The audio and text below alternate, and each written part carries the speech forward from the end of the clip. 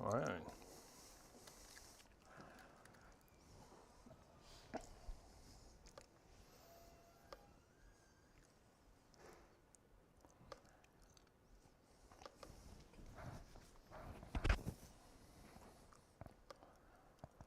Can they hear me?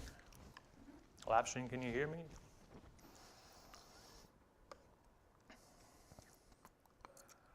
All right, let's see how this goes. They told me I wouldn't even have slides, so I made slides for me.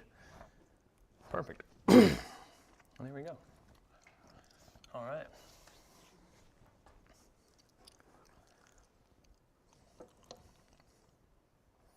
My in-laws are coming, so I will give them a little bit of a time to get here. They were dropping the kids off. Who's the other class? Do we know who's?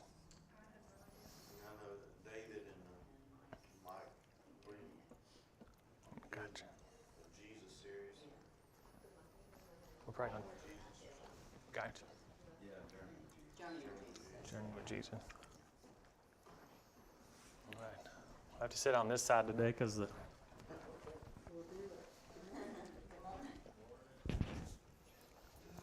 All right.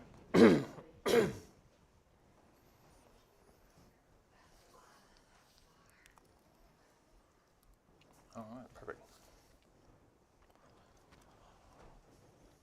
All right. How's everybody doing today? Good. Live stream. How many people we got on live stream? 1, 2? You have no idea? All right, cool. I'm looking at you right there, hopefully. All right. I promised Gary. So Gary Osborne and I will be teaching in this class. It's on Kingdom Life.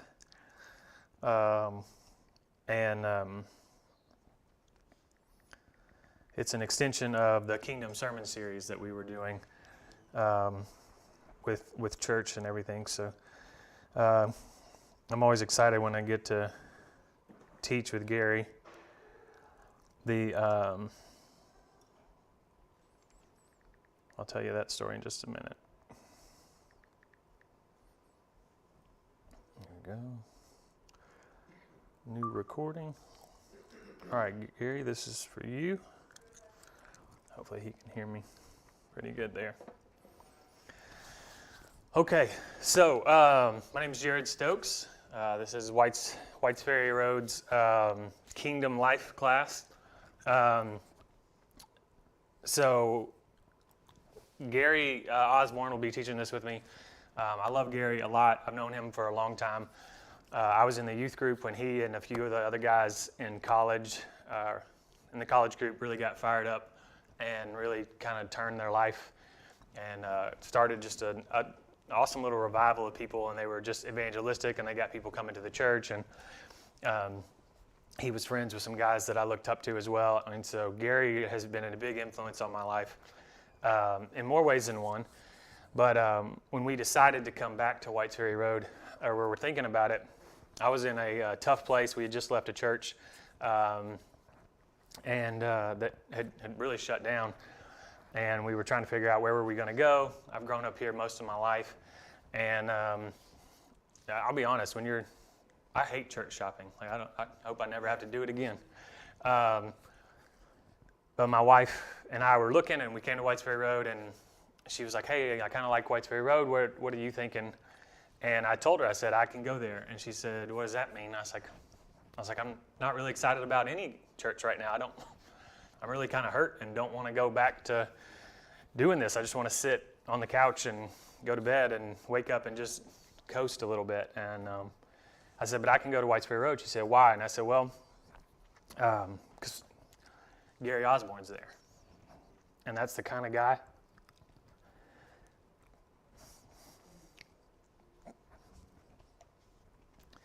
I'd like to get to know." And Gary and I knew each other, and the thing, if you know about Gary, is that you never have an easy conversation with Gary. It's always heavy. He skips small talk real quick, and I love that about Gary. So we joined the church, and Gary was one of the main reasons why I felt comfortable coming back. We ended up in a life group with Gary and his family and others, which has been a great experience, but I still felt like God was saying, hey, I need you to get off the bench. Like, you're just coming in on Sundays and you're here, and I'm glad you're back. But I need you to step up. But I didn't know what that was. And so when I was in college, I got there. I went to Harding University, so Christian school. But when I got there, I thought that I was good at leading singing. I thought that I was good at praying. I thought that I was good at teaching. I thought that I was good at being whatever type of church leader you needed to be. And I quickly realized there was a ton of people that were way better than me at every one of those categories. And I was just kind of okay at all of them.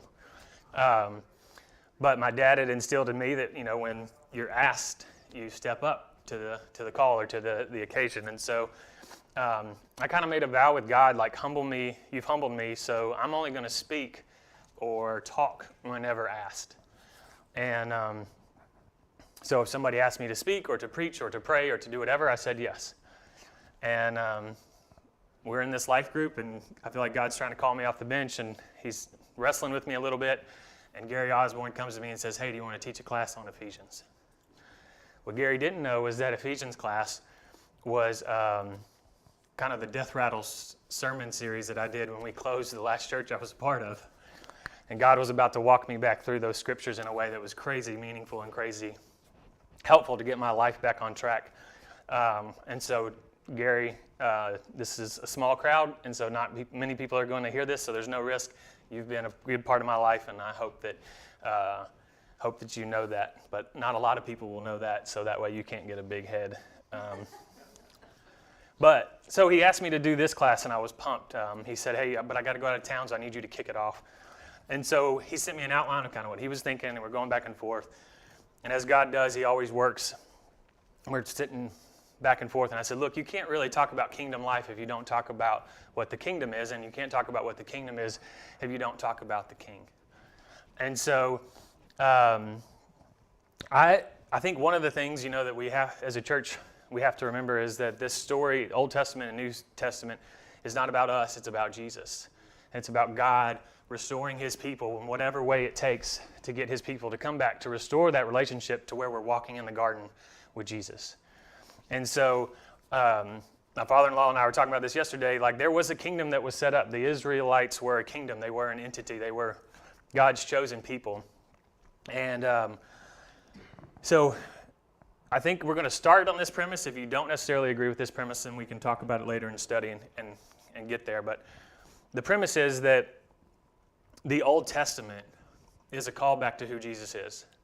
It's what God had intended. It's God establishing his kingdom and his relationship with his people.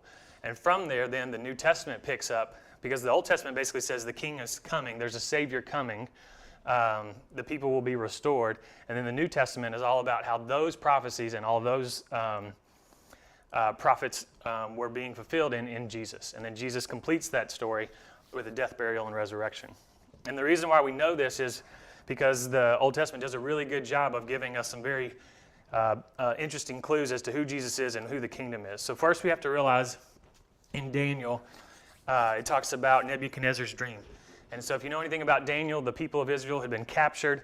Nebuchadnezzar has this dream. Nobody can interpret it. And he's like, I'm killing everybody. I'm mad that you can't interpret this dream. It's clearly something. Let me know.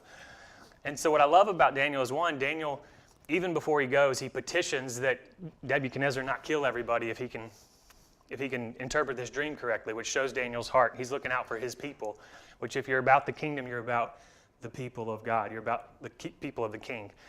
And so in Daniel 2, the story ends up, and it says, with Daniel's interpretation, and it says, in the days of those, the kings, the God of heaven will set up a kingdom that shall never be destroyed, nor shall the kingdom be left to another people.